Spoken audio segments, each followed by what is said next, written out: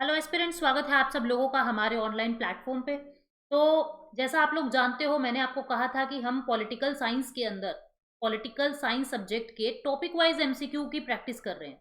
तो मैंने आपको सबसे पहले, जब भी मेरे पास कोई कॉल आता है, कोई बच्चा सजेशन मांगता है, हमेशा मेरा आंसर यही होता है कि आपको जब भी पॉलिटिकल साइंस की तैयारी करनी हो तो सबसे पहले थिंकर्स को तैयार कीजिए, जिससे आपको ये पता लगेगा कि इस सब्जेक्ट को बनाने वाले जो महापुरुष हैं वो कौन है, उनका क्या नेचर है, किस माहौल में उन्होंने इस सब्जेक्ट की रचना की है। तो इसीलिए सबसे पहले जो स्टेटमेंट वाले क्वेश्चन आते हैं, जिनसे बच्चे सबसे ज़्यादा परेशान रहते हैं, उन स्टेटमेंट वाले क्वेश्चन पे सबसे ज़्यादा मेरा ध्यान है। और हम क्या कर रहे हैं, उन स्टेटमेंट वाले क्वेश्चंस के हिसाब से ही हम टॉपिक वाइज एमसीक्यू की प्रैक्टिस कर रहे हैं। ठीक है, तो हमने लास्ट क्वेश्चन जो किया था दैट वाज संविधानों के चक्रीय परिवर्तन की रूपरेखा किस विचारक ने दी थी। तो क्या आंसर था इसका? अरस्तू ने ये काम किया था। ठीक है, ये लास्ट क्वेश्चन मैंने आपको बताया था। आज की क्लास में एरिस्टोटल से क्वेश्चन होंगे, यानी अरस्तू से क्वेश्चन होंगे और मैकियावेली से क्वेश्चन होंगे। ठीक है, मेरी कोशिश यही है ज्यादा से ज्यादा एक थिंकर के क्वेश्चन आप लोगों को करा दूं, ताकि आपको एग्जाम में जब भी कोई स्टेटमेंट मिले तो आप उससे घबराए ना। और इन क्वेश्चंस को जरूर याद रखना। आंसर तो आपको पता होगा कि अरिस्टोटल या मैकियावेली ये होगा, लेकिन इन क्वेश्चंस को जरूर याद रखना, क्योंकि स्टेटमेंट जो है वो प्रश्नों में दी हुई है। आंसर तो आपको पता ही है कि जो दो थिंकर लिया है तो दोनों में से एक ही ऑप्शन होगा। ठीक है, 27 नंबर क्वेश्चन से हम शुरू कर रहे हैं, यानी हम अरस्तु के पूरे 50 करेंगे। 26 तक कर चुके थे, और फिर उसके बाद मैकियावेली के 20 क्वेश्चन हम आज की क्लास में कर रहे हैं। तो प्लेटो किसे अपने एकेडमी का मस्तिष्क या शरीरधारी कहता था? अपनी एकेडमी का दिमाग प्लेटो किसको कहता था? तो वो अरस्तु को कहता था। प्लेटो किसे अपनी एकेडमी का मस्तिष्क या शरीरधारी कहता था? अरस्तु को कहता था कि मेरी जो एकेडमी है उसका जो मेन मतलब सबसे फेवरेट स्टूडेंट था एरिस्टोटल प्लेटो का। ठीक है, स्टूडेंट और टीचर हैं, प्लेटो टीचर थे और अरस्तु जो है उनके स्टूडेंट थे। और उनकी एकेडमी का जो माइंड है, यानी सबसे ज्यादा ब्रिलियंट स्टूडेंट जो है, प्लेटो अरस्तु को मानते थे। हालांकि अरस्तु बहुत जगह क्रिटिसाइज करते हैं प्लेटो को। 28 नंबर क्वेश्चन कहता है, मैं एथेंस वासियों को दर्शन के विरुद्ध दूसरी बार अपराध करने का मौका नहीं दूंगा। ये कथन किसका है? देखो, जैसे प्लेटो बहुत ज्यादा ऐसे था, मॉरल चीजों में बिलीव करता था, ऐसी सोच रखता था जो संभव ही नहीं है धरती पे। ठीक है, लेकिन जो अरस्तु है वो थोड़ी प्रैक्टिकल सोच रखता था। वो ऐसी बातें करता था जो संभव है धरती पे। तो वो ये कहता था कि राजा फिलोसोफर हो ये जरूरी नहीं है। फिलोसोफर राजा सिर्फ ख्वाबों में ही अच्छा लगता है और ख्वाबों में ही पॉसिबल है। जरूरी नहीं है ऐसा कुछ धरती पे हो जाएगा। तो मैं ये अपराध का मौका नहीं दूंगा कि आप फिर से दर्शन फिलॉसफी के अंदर उलझ के राज्य की पढ़ाई करें। मैं ये अपराध दोबारा नहीं होने दूंगा जैसे प्लेटो ने किया। ये बात किसने कही थी? अरस्तु ने कही थी। 19 नंबर क्वेश्चन क्या कहता है, 29 नंबर सॉरी 29 नंबर क्वेश्चन क्या कहता है, उस पर चलते हैं। देखिए, अरस्तु आदर्श राज्य पर ही नहीं बल्कि राज्य के आदर्शों पर भी पुस्तक लिखता था। मतलब एक एक आइडियल स्टेट पे तो वो बुक लिखता ही था, लेकिन स्टेट के अंदर क्या क्या आइडियलिज्म हो सकता है, स्टेट के अंदर क्या क्या आइडियाज हो सकते हैं अच्छे वाले, उस पे भी किताब लिखता है। ये कथन किसने इसके बारे में कहा था? ये कथन सेबाइन ने कहा था। ये सवाल बहुत बार पूछा जा चुका है। अरस्तु के अनुसार राज्य के विषय में क्या सही नहीं है? देखो, वो कहता था राज्य सर्वोच्च है, सबसे सुप्रीम है राज्य, बिल्कुल सही है। ये जैविक है, ऑर्गेनिक है, आत्मनिर्भर संगठन है, इंडिपेंडेंट है। लेकिन दार्शनिकों का, फिलोसफरों का शासन यहाँ होना चाहिए, वो ऐसा नहीं मानता था। तो उसने गलत पूछा है। आंसर क्या आ जाएगा इसका? डी। 31 नंबर क्वेश्चन क्या कहता है, पुरुष का साहस आज्ञा देने में प्रदर्शित होता है, स्त्री का आज्ञा पालन करने में। कवि ने कहा है कि मौन ही नारी का गौरव है। ये कथन किसने कहा है? देखो, आपको पता है प्लेटो तो फिर भी पुरुष और नारी को बराबर मानता था कि पुरुष और नारी दोनों पढ़ाई कर सकते हैं। लेकिन एरिस्टोटल ना, पता है क्या कहता था? कि स्त्री का गौरव ही मौन है। मतलब कि स्त्री की जो मेन प्रतिष्ठा है ये है कि चुप रहे वो।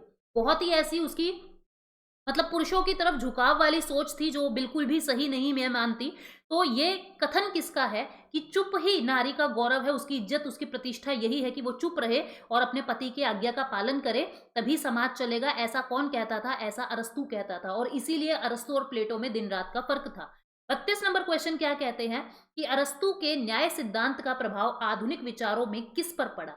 जो अरस्तु का जस्टिस का थ्योरी थी, थ्योरी ऑफ जस्टिस, वो उसका प्रभाव किस पर पड़ा? तो आपको पता है रॉल्स की, जॉन रॉल्स की जो थ्योरी ऑफ जस्टिस है वो सबसे ज्यादा फेमस है, और उसने अरस्तु के ही न्याय सिद्धांत से उसको निकाला है।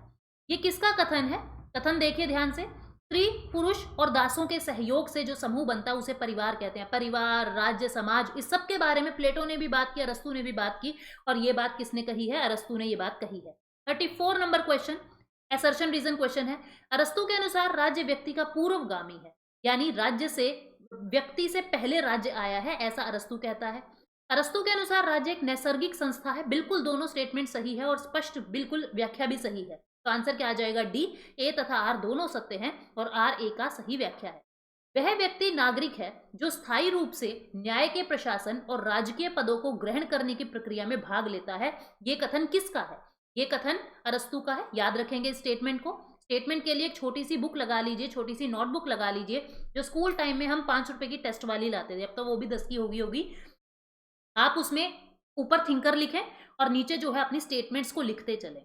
ठीक है, तो अरस्तु की क्या क्या स्टेटमेंट है उसको कलेक्ट कीजिए। प्लेटो की पहले वाली क्लास से आप देख सकते हैं, ये प्लेलिस्ट मैं बनवा दूंगी जिसके अंदर पॉलिटिकल साइंस की टॉपिक वाइज एमसीक्यू प्रैक्टिस हम करेंगे। 36 नंबर क्वेश्चन क्या कहता है? समान लोगों के साथ समान व्यवहार और असमान लोगों के साथ असमान व्यवहार होना चाहिए। ये भी कौन कहता था? ये अरस्तु कहता था कि सोसाइटी के अंदर जो श्रेणी बनी हुई है, सोसाइटी के अंदर जो स्ट्रेटा बना हुआ है, जो स्तर बने हुए हैं, अमीर का, गरीब का, दास का, राजा का, पुरुष का, नारी का, वो जरूरी है समाज के लिए। ये बात अरस्तु का कहता था कि ये सब जरूरी है। 37 नंबर क्वेश्चन क्या कहता है? वह जो प्रकृति से ही अपना नहीं है बल्कि दूसरों का है और फिर भी मनुष्य है, स्वभावतः एक दास है। ये कथन किसका है? मतलब क्या कह रहा है ये कि नेचर ने ही जिसको इक्वल नहीं बनाया है, ठीक है, इंसान तो बनाया है लेकिन उसको दास बनाया है। मतलब नेचर ही नहीं चाहता, प्रकृति के अंदर ही ये स्तर है कि आप दास बनने के लिए पैदा हुए हो और आप राजा बनने के लिए पैदा हुए हो। अरस्तु ये कहता था कि ये सब चीजें नेचुरल है। प्रकृति किसी इंसान में दास की भावना डालती है तो किसी में राजा बनने की भावना डालती है। तो ये बात भी किसकी किसकी है? ये बात अरस्तु की। ठीक है, चलते हैं अगले सवाल पे। एक निश्चित काल के बाद सरकारों के स्वरूप में परिवर्तन होता, यह कथन किस विचारक का है? ये कथन जो है ये भी अरस्तु का है, इसको याद रखेंगे। इसके बाद 39 नंबर स्टेटमेंट, अरस्तु के बारे में क्या सही नहीं है? वह यूनानी जाति की श्रेष्ठता में विश्वास रखता था, बिल्कुल सही। मध्यम मार्ग का सिद्धांत दिया उसने, बिल्कुल सही। विधि की सर्वोच्चता मतलब लॉ को सुप्रीम मानता था, लेकिन शासन के अंगों की सुस्पष्ट विवेचना इसने नहीं की। तो आंसर क्या आएगा? डी। ठीक है, अरस्तु सभी प्लेटवादियों में महान है, ये कथन किसका है? मतलब जितने भी प्लेटो को मानने वाले व्यक्ति हैं, अरस्तु उनमें सर्वश्रेष्ठ है क्योंकि उसने प्लेटो को बहुत गहन अध्ययन किया। ये बात E.M. फोस्टर कहते हैं। 41 नंबर क्वेश्चन कहता है, व्यक्ति के शासन की तुलना में विधि का शासन श्रेयस्कर है। यानी इंसान क्या शासन करेगा? जैसे प्लेटो कहता था ना कि राजा शासन करेगा, वो जो कह दे वही लॉ है। ये कहता था व्यक्ति का शासन कुछ नहीं है, लॉ का शासन सबसे ऊंचा है, क्योंकि विधि एक ऐसा विवेक, ऐसी बुद्धि है जिस पर व्यक्ति की इच्छा का प्रभाव नहीं पड़ता। अब तुम एक बात को समझो, कोई एक व्यक्ति है, राजा है, अब उसकी तो इच्छा, बिना इच्छा, पसंद नापसंद कुछ तो होती होगी ना इंसान की, हर इंसान की होती है। ये अपनी पसंद नापसंद के हिसाब से कानून बनाएगा, तो जरूरी नहीं वो समाज के हर व्यक्ति के लिए अच्छा हो। लेकिन अगर कानून के हिसाब से शासन चल रहा है तो कानून में इच्छा ना इच्छा नहीं होती। कानून की क्या इच्छा है? कुछ भी इच्छा नहीं है। तो ये कथन किसका है? अरस्तु का है। वो कहता था लॉ सुप्रीम है, लॉ के अकॉर्डिंग समाज चलना चाहिए, किसी राजा के अकॉर्डिंग नहीं। 42 नंबर क्वेश्चन क्या कहता है? संपत्ति व्यक्तित्व के विकास के लिए आवश्यक है। संपत्ति व्यक्तित्व यानी पर्सनालिटी के लिए, इंसान के डेवलपमेंट के लिए जरूरी है प्रॉपर्टी, बिल्कुल सही बात है। आपके मन में एक इच्छा जागेगी मैं एक मकान बनाऊं, उस मकान को बनाने के लिए आप दिन रात मेहनत कर रहे हो। एक मकान हो गया तो आपकी इच्छा हो गया मैं दूसरा मकान बनाऊंगा, आप और तरक्की करोगे और विकास करोगे खुद का, और नए नए आइडियाज सोच रहे हो बिजनेस के।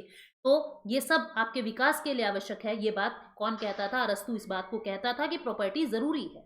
43 नंबर क्वेश्चन, परिवार की व्यवस्था के लिए सजीव और निर्जीव दो प्रकार के साधनों की आवश्यकता होती है। सजीव कौन? दास। और निर्जीव कौन? संपत्ति। ये कौन कहता है? ये भी एरिस्टोटल कहता है। इसके बाद 44 नंबर क्वेश्चन, राज्य संविधान या शासन सत्ता में होने वाला प्रत्येक परिवर्तन क्रांति है, मतलब बदलाव ही क्रांति का रूप है। ये कथन भी किसका है? अरस्तु का है। ठीक है, 45 नंबर क्वेश्चन, प्लेटो और अरस्तु में निम्न में से कौन सी समानता नहीं है? देखो दोनों आदर्शवादी हैं, बिल्कुल सही बात है। दोनों ही राज्य को साध्य मानते हैं, मतलब राज्य को ही एक तरीका मानते हैं किसी चीज को प्राप्त करने में। राज्य को सावयवी माना है, ऑर्गेनिक माना है दोनों ने ही। दोनों ने स्त्री पुरुष की समानता की बात कही, ये गलत है। प्लेटो ने तो कही, एरिस्टोटल ने नहीं की। तो आंसर क्या आ जाएगा इसका? डी। ठीक है, 46 नंबर क्वेश्चन, असमानता क्रांति की जननी है। कौन कहता था कि जितनी ज़्यादा इनइक्वालिटी होगी उतना ज़्यादा रिवॉल्यूशन, उतनी ज़्यादा क्रांति होगी? अरस्तू कहते थे कि असमानता से ही क्रांति होती। कहीं देख लो फ्रेंच रिवॉल्यूशन, अमेरिकन रिवॉल्यूशन, जहाँ-जहाँ असमानता आई है, भारत के अंदर भी, जब असमानताएँ आई तभी क्रांति हुई। अरस्तू ने राज्य में और घर में भी देखना आप, आपके एक भाई की नौकरी लग गई, ठीक है? और दूसरे भाई की नौकरी नहीं लगी है, तो यही भाई क्रांति कर देगा। यानी अब उनमें असमानता का भाव आ रहा है कि मैं इसके बराबर नहीं हूँ, है ना? मेरा तो कुछ भी नहीं हुआ, इसका सब कुछ हो गया, तो वहीं पे क्रांति हो जाएगी। क्रांति हमेशा वहीं होगी जहाँ असमानता आएगी, जहाँ पे भी सब लोग बराबर हैं, क्रांति की वजह ही नहीं है, ठीक है? अरस्तू ने राज्य में कुल कितने वर्गों के अस्तित्व को स्वीकार किया? कितने वर्गों को स्वीकार किया है? 6 वर्गों को स्वीकार किया है, अलग-अलग। 48 नंबर क्वेश्चन, अरस्तू समाज के 6 वर्गों में किन वर्गों को नागरिकता प्रदान नहीं करता? एक तो कृषक को और शिल्पी को, यानी कि फार्मर को और आर्टिस्ट को ये नागरिक नहीं मानता। किसने अरस्तू को प्रथम राजनीतिक वैज्ञानिक कहा है? ये फर्स्ट पॉलिटिकल साइंटिस्ट है। ये बात किसने कही है? ये मैक्सी ने कही है, ठीक है? 50 नंबर क्वेश्चन, निम्नलिखित गुणों में से अरस्तू के अनुसार शासक के लिए कौन सा गुण विशिष्ट है? कौन सा फीचर एक राजा में होना चाहिए? न्याय का, जस्टिस का, ठीक है? तो ये तो क्वेश्चन थे एरिस्टोटल पे। Now let us move to the question on Machiavelli. Machiavelli के क्वेश्चंस पे अब हम मूव करते हैं। किस विचारक को अपने युग का शिशु कहा जाता है? यानी कि जब उसका युग शुरू हो रहा था, जब उसका इरा शुरू हो रहा था, वो बहुत बच्चा था और उस युग को देखते देखते वो बड़ा हुआ है। उस किसको ये बात कही गई है? मैकियावेली को, ठीक है? अपनी संपत्ति छीनने वाले की अपेक्षा एक व्यक्ति अपने पिता के हत्यारे को अधिक सुगमता से क्षमा कर देता है। जो मैकियावेली था ना, बहुत प्रैक्टिकल बात कहता था। हकीकत है आज के समाज की, मैकियावेली ने एक एक शब्द ऐसा कहा है। कहता है कि आपसे किसी ने प्रॉपर्टी छीन ली ना, आप उसको माफ नहीं करोगे। एक वक्त आप अपने पिता के हत्यारे को तो माफ कर दोगे, लेकिन जिसने आपसे आपकी छत, आपका घर छीना है, आप जिंदगी भर उसको माफ नहीं कर सकते। ये कथन किसने कही? मैकियावेली ने। और ये हकीकत भी है आज के समय की, ठीक है? खुद में भी झांक के देखना, यही हकीकत है। तीसरा शब्द, आधुनिक अर्थ में राज्य शब्द का प्रयोग सबसे पहले किसने किया था? तो ये मैकियावेली ने किया था। ये मॉडर्न एक थिंकर था, मतलब पूरा मॉडर्न भी नहीं था, बट मॉडर्न थिंकर की शुरुआत यहां से हो जाती है। किस विचारक के अनुसार राजा में शेर और लोमड़ी दोनों के गुण होने चाहिए?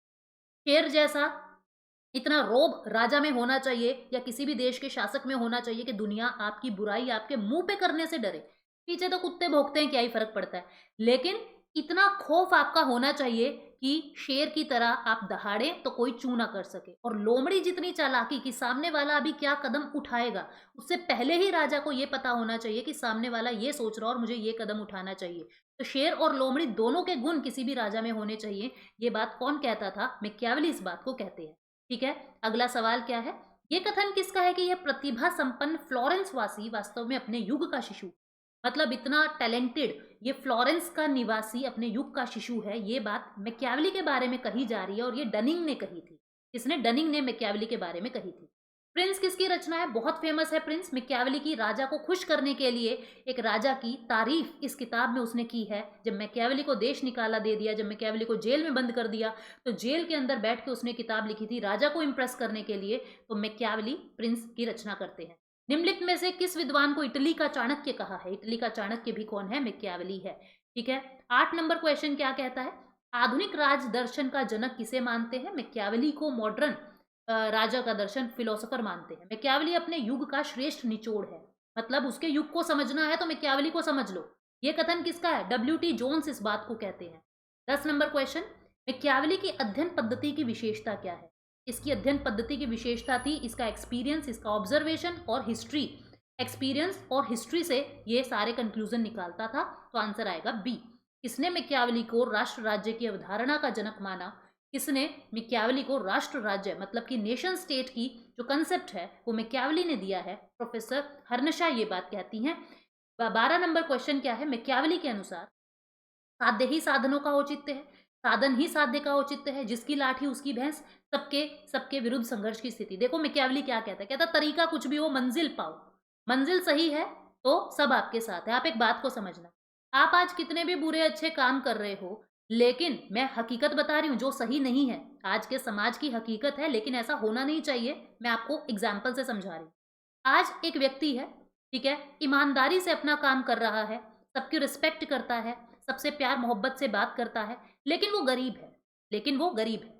और एक व्यक्ति है जिसने अपना पैसा जोड़ा है, ठीक है, अच्छे बुरे काम करके बहुत गलत-गलत तरीके से वो पैसा जोड़ रहा है, लेकिन वो बहुत अमीर है। तो समाज किसके साथ खड़ा है? इस गलत व्यक्ति के साथ जिसके पास पैसा है। और इस गरीब का साथ कोई नहीं देगा जिसके पास पैसा नहीं है, चाहे वो अपनी आत्मा से कितना भी अमीर हो। ठीक है? तो मैकियावेली क्या कहता था? कहता तरीका कुछ भी हो, मंजिल पाओ, सारी दुनिया आपके साथ है, अगर मंजिल मिल गई तो। तो वो यही कहता था, साध्य ही साधनों का औचित्य है। आपके साधन क्या हैं? कोई मैटर नहीं करता, आपकी मंजिल क्या है? बस वही सारे लोग देखते हैं। तो आंसर क्या आएगा? 12 का ए। 13 नंबर क्वेश्चन, राजनीति को नैतिकता से पृथक करने वाला प्रथम आधुनिक राजनीतिक विचारक कौन था? ये थे मैकियावेली। ठीक है, कि राजनीति अलग है, मॉडर्निटी अलग है। मैकियावेली ने किसकी भांति राज्य की उत्पत्ति में संविदा सिद्धांत का प्रतिपादन किया? क्या आएगा? होब्स। होब्स की तरह वो सोचता था राज्य के बारे में। 15 नंबर क्वेश्चन, समाज में विधायक या कानून निर्माता की, ये क्वेश्चन अधूरा है स्टूडेंट, मैं 16 नंबर क्वेश्चन पे चलती हूँ, इस क्वेश्चन को कल इंक्लूड कर लेंगे। ये कथन किसका है कि एक राजा को राज्य की सुरक्षा की चिंता करनी चाहिए, साधन तो सदैव आदरणीय ही समझे जाएंगे और उनकी सामान्य रूप से प्रशंसा ही की जाएगी। क्या कह रहा है ये? कह रहा है राजा ना बस ये देखे कि राज्य सेफ रहे। आप किस तरीके से सेफ रख रहे हो कोई मैटर नहीं करता, बस आपका राज्य सेफ रहना चाहिए। ये कथन कौन कहता था? इतनी प्रैक्टिकल बात मैकियावेली कर सकता है। मैं मैकियावेली को बड़ा पसंद करती हूँ, मतलब कि जो इसकी सोच है आज के टाइम के हिसाब से बिल्कुल सही। कथन और कारण को ध्यान से पढ़िए और उसका चयन कीजिए। कथन, मैकियावेली चर्च विरोधी था परंतु धर्म विरोधी नहीं था, बिल्कुल सही बात है। इसका रीजन भी मैंने क्लास में बताया हुआ है। कारण, धर्म सभ्य जीवन का आधार है और शांतिपूर्ण व्यवस्था उत्पन्न करता है, शांति भाग्य तथा सफलता लाती है। दोनों स्टेटमेंट बिल्कुल सही है और व्याख्या भी बिल्कुल सही। ठीक है, 18 नंबर क्वेश्चन, मैकियावेली ने किन दो प्रकार के शासन का विस्तार से वर्णन किया है? एक गणतंत्र का और एक राजतंत्र का। आंसर आएगा एक तो आपका राजतंत्र मोनार्की और एक गणतंत्र यानी रिपब्लिक, दो को एक्सप्लेन किया। 19 नंबर क्वेश्चन, मैकियावेली को क्यों आधुनिक युग का जनक माना जाता है? शक्तिवादी राजनीति का प्रणेता होने के कारण, राजनीति धर्म और नैतिकता के पृथक्करण के कारण, राष्ट्रीय राज्य का संदेशवाहक होने के कारण, या सभी? इन सभी कारणों से इसको मॉडर्न थिंकर माना जाता है। 20 नंबर क्वेश्चन, मैकियावेली ने विधि का एकमात्र स्रोत किसे माना है? मतलब लॉ का सोर्स क्या होना चाहिए? ये कमेंट सेक्शन में आप लोगों के लिए मैं छोड़ के जा रही हूँ। कमेंट सेक्शन में आपको इसका आंसर करना है। कल की क्लास में मैकियावेली और होब्स के क्वेश्चन आपको मिलेंगे। मैकियावेली और होब्स के क्वेश्चन अब नेक्स्ट क्लास में मिलेंगे। ठीक है, लगभग 30 क्वेश्चन और मैकियावेली के करेंगे, देन होब्स के क्वेश्चन करेंगे। तो अभी के लिए क्लास को मैं विराम दे रही हूँ। मुझे जितना वक्त मिल पा रहा है मैं आप लोगों से कनेक्ट हो रही हूँ, आप लोगों के लिए काम कर रही हूँ। ठीक है, जैसे जैसे समय मुझे ज़्यादा मिलता रहेगा आप लोगों से और करीबी बढ़ती रहेगी। Thank you so much, take care, bye bye.